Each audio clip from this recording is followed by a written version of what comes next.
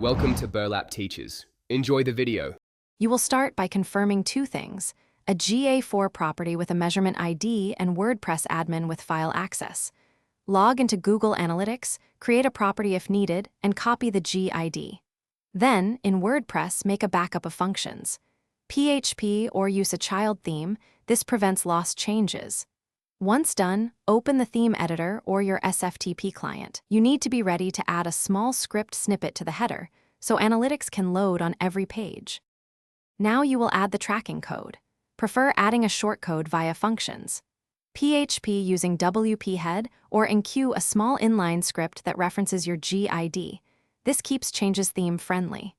Use esc.js when injecting variables and WP enqueue script for dependency control. This avoids duplicate loads. If you prefer, create a simple plugin file with the same code so updates don't overwrite it. Make sure to clear any object or page caches and reload pages. Finish by verifying data flow into Google Analytics. Open real-time and use the Tag Assistant or the Browser Network panel to confirm hits include your GID. If you see no data, check for duplicate tags, misplaced scripts after /head, or aggressive caching that serves old pages. Disable caching temporarily, clear cookies, and test in an incognito window. If errors persist, restore your backed up functions.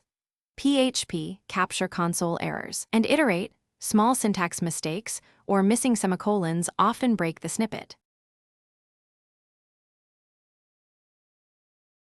Thanks for watching. Consider subscribing if this video helped you.